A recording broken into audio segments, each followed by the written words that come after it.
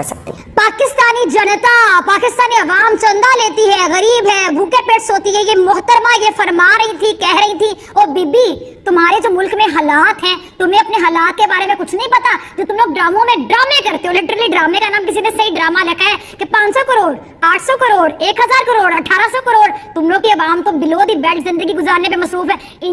बाप को भेज, तेरे बस की बात नहीं।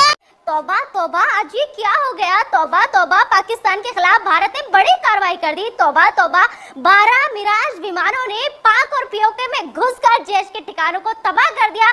तौबा तौबा, 1000 किलोग्राम के बम गिरा दिए। तौबा तौबा, पाकिस्तानी जनता, पाकिस्तानी अवाम चंदा लेती है, गरीब है, भूखे पेट सोती है। ये मोहतरमा ये फरमा रही थी, कह रही थी, ओ बीबी तुम्हारे जो मुल्क में हालात हैं, तुम्हें अपने हालात के बारे में कुछ नहीं पता। जो तुम लोग ड्रामों में ड्रामे करते हो, लिटरली ड्रामे का नाम किसी ने सही ड्रामा लिखा है कि 500 करोड़, 800 करोड़, 1000 करोड़, 1800 करोड़। तुम लोग की अवाम तो बिलो दी बेल्ट जिंदगी गुजारने पे मसरूफ है। इंडिया चले जाए ना, कोई हमारे भी बहुत जान पहचान वाले इंडिया गए तो उनकी शक्लों से माशाल्लाह पता चल रहा होता है कि कितनी रौनकें बरस रही है और कितना खाना मिलता है, कितने प्रोटीन्स मिलते हैं, कितने कार्बोहाइड्रेट्स मिलते हैं, या कितने आप लोग लिपिड्स या फैट्स या विटामिन खाते हैं, कितने जूसेस आप लोग पीते हैं। आप लोगों की जो अवाम है ना, वो बिलो दी बेल्ट, गुर्बत से भी नीचे की जिंदगी बसर करिए। ये तुम लोगों ने एक मास्क पहना हुआ है जो तुम लोग दिखाते हो अपनी फिल्मों में, अपने ड्रामों में। आतंकवादी कहते हो ना, तुम लोग की फिल्मों को पैसे कौन देते हैं ये बताओ? तुम लोग के पैसे कहां से आते हैं? जो पीछे से फंडिंग होती है वो कहां से आती है? ये तुम लोग की अपनी फिल्में साबित कर चुकी हैं कि तुम लोग की फिल्मों की फंडिंग कहां से आती है। अंडरवर्ल्ड के मामला तो तुम लोग के यहाँ ज्यादा है। हम लोग तो अपनी अवाम से अगर पैसा मांग रहे हैं डैम के लिए, तो हम किसी अंडरवर्ल्ड से तो पैसा नहीं मांग रहे डैम के लिए। तो बातें तुम लोग करते हो हमारे हवाले से। फिर अगली बात तुम लोगों ने की कि जी इंडिया में पाकिस्तान से बेहतर हालात है, पाकिस्तान का दिमाग काम करना बंद हो गया। बीबी हमारा दिमाग तो जागा ही अब है। मैं तो कहती हूँ अब हमारा दिमाग ज्यादा काम कर रहा है। जो हमने डैम के बारे में सोचा और तुम लोगों में खलबली मची, मैं तो कहती हूँ दोबारा अब इसी तरह की आप बातें करें ताकि इन लोगों का और होश उड़े, ये लोग और परेशान हो, इन लोगों के पसीने और छूटे, इन लोगों को बुखार चढ़े, इन लोगों को टीबी तक होने के चांसेस हैं। मुझे तो लगता है इंडिया पूरा कैंसर में मुब्तला हो जाएगा जब पाकिस्तान की तरक्की इसी तरह देखेगा। इतनी हसद, इतनी जेलसी, पाकिस्तान से इतनी इनसिक्योरिटी, कम ऑन। हम 21वीं सदी की जिंदगी गुजार रहे हैं, हम लोग बहुत आगे के लोग हैं। इकोनॉमी तुम लोग कहते हो तुम लोग की तरक्की कर रही है, अपने दिमाग को तुम लोगों ने पीछे क्यों कर लिया? 1947 नहीं है ये, 1947 से बहुत आगे जा चुके हैं। तुम लोगों ने तो पाकिस्तान के वजूद को एक्सेप्ट नहीं किया, हजम नहीं किया, डाइजेस्ट नहीं किया। तो डेफिनेटली तुम लोग पाकिस्तान से बहुत ज्यादा हसद करते हो, जेलस होते, क्योंकि हमेशा दूसरे के बारे में बात वो करते हैं जिसकी आवाज पे दूसरा सवार होता है और वो आपको अपने से बेहतर लगता है। हमने कभी इंडिया के बारे में बात नहीं की, वो डैम केयर, हम बहुत बिजी हैं अपनी जिंदगी में।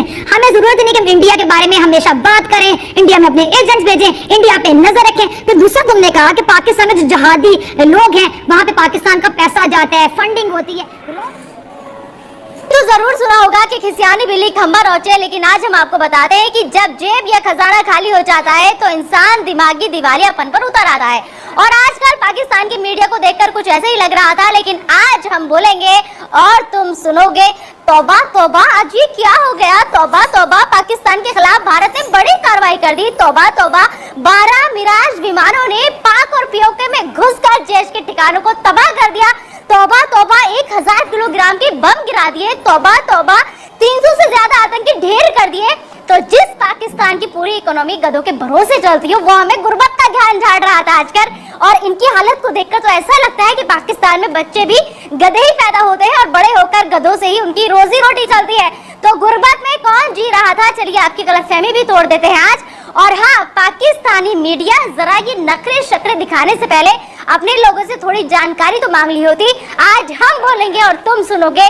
कर्ज लेकर घी पीना, कोई तुमसे और तुम्हारे पाकिस्तान से पूछे, सिर से लेकर पांव तक कर्ज में डूबा है तुम्हारा पाकिस्तान, दिवालिया होने की कगार पर पहुंच गया है तुम्हारा पाकिस्तान। हर बार भिखारी की तरह कटोरा उठाया और चले गए अपने मुंह बोले पापा चीन के पास। वैसे तुम लोग चीन से जाकर कहते क्या होगे? पापा पापा हम मरने वाले हैं, खाने के लिए अनाज के दाने तक नहीं है, हमें कुछ दे दो ना। यही ना? तुमने ये तो देखा ही होगा पाकिस्तानी मीडिया की भूखे कुत्ते के आगे जब कोई बोटी डाल देता है तो कुत्ता दुम हिलाने लगता है बोटी डालने वालों के आगे। और एक और गलतफहमी दूर कर देती हूँ, तुम्हारे यहाँ का रुपया ना भारत के अठन्नी के बराबर है, प्लीज जाकर पढ़ लो। यानी तुम्हारे यहाँ का क्लास 2 ऑफिसर हमारे यहाँ के ऑटो वाले के बराबर भी नहीं कमाता। इन दिनों की मैं बात कर रही हूँ, इन दिनों जो पाकिस्तानी मीडिया के तेवर थे ना, उसे हमारे यहाँ पे भौंकना कहते हैं, भौंकना। और पाकिस्तानी मीडिया, तुम्हें तो ये बाखूबी पता ही होगा कि जो कुत्ते काट नहीं सकते वो सिर्फ भौंक कर ही काम चलाते हैं। लेकिन हम वो शेर हैं जो कहते हैं वो करते हैं, देखा कैसे घुसकर मारा है। तौबा तौबा, नेस्तो नाबूद कर दिया है। तौबा तौबा। और इन दिनों वो कौन सा लफ्ज यूज किया था तुम लोगों ने? हमारे जिहादी तंजीम। वाह वाह, हमारे हाफिज सईद, बहुत खूब, बहुत बढ़िया। अरे अगर हिम्मत है तो दुनिया को बताओ ना, हम दुनिया के सामने यही तो कह रहे हैं, ये सारे जिहादी तंजीम तुम्हारे हैं। हाफिज सईद को तुमने पाला है, हिम्मत है तो बताओ दुनिया को, ताकि दुनिया भी देखे तुम्हारे जिहादी तंजीम की हकीकत, दुनिया देखे तुम्हारे हाफिज चाचा की हकीकत और तुम्हारी हकीकत। लेकिन दुनिया के सामने तो तुम्हारी गिगी बंद हो जाती है। और पाकिस्तानी मीडिया ने इन दिनों भारतीय फिल्मों पर भी सवाल उठाए, मतलब कोई मौका नहीं छोड़ा कि जैसे भी हो बस हिंदुस्तान का मजाक उड़ा रहे हैं। अरे बरखुरदारों, हमारी इंडस्ट्री ने अगर काम देना बंद कर दिया ना तो भूखे मर जाएंगे पाकिस्तानी कलाकार। याद है ना अदनान सामी, तुम्हारे देश को लात मारकर हमारे देश में आकर बस गए। आतिफ असलम, फवाद खान, हुमैमा मलिक, इमरान अब्बास, मावरा हुसैन, माहिरा खान, अली जफर, मीका जुल्फिकार, वीना मलिक, अर्शी खान, सारा लोरेन और न जाने ऐसे कितने नाम। सबा कमर तो आपको याद ही होंगी, कैसे पाकिस्तान की कलाई खोली थी सबा ने। साफ कहा था कि हमें शर्मिंदगी उठानी पड़ती है पाकिस्तानी होने पर। तो मत भूलिए कि हमने अगर इन्हें सर आंखों पर नहीं बिठाया होता तो आज पाकिस्तान में किसी गली या नुक्कड़ पर भजन गा रहे होते, या फिर हो सकता है तुम्हारे अब्बा हुजूर की खिदमत में लोरी सुना रहे होते। और तुम लोगों ने हमारी फिल्म टॉयलेट एक परम कथा पर भी इन दिनों सवाल उठाया। क्या कहा तुम लोगों ने कि हमारे यहाँ टॉयलेट पर फिल्में बनती है? अरे ऊपर वाले ने तुम लोगों को शर्फ के साथ साथ अक्ल भी नहीं दी क्या? पहले जाकर कम से कम फिल्म तो देख ली होती आप लोगों ने। अपने इमरान अब्बा को कहो कि तुम्हारे पाकिस्तान में फिल्म रिलीज करवा दे, लोग देख लें और उन्हें पता चले कि इस फिल्म में क्या है। ये फिल्म लोगों को जागरूक करने के लिए बनी थी। अपने इमरान चाचू को कहो कि तुम्हारे यहाँ भी फिल्म दिखाएं और कम से कम टॉयलेट की हालत ठीक हो सके। मुझे तो शर्म आती है तुम्हारे यहाँ की टॉयलेट की हालत बताते हुए और तुम्हारी हालत बताते हुए। अपनी टॉयलेट की हालत देखिए कभी तुम लोगों ने। मैं बताती हूँ तुम्हारी टॉयलेट की हालत क्या है। 21 करोड़ की आबादी और उसमें भी 7 करोड़ के पास ना तो पीने के लिए साफ पानी है और ना ही टॉयलेट है। कम से कम इस पर तो गौर फरमा लेते पाकिस्तानी मीडिया, और आकर के बैठ गए हिंदुस्तान की फिल्मों पर सवाल उठाने के लिए।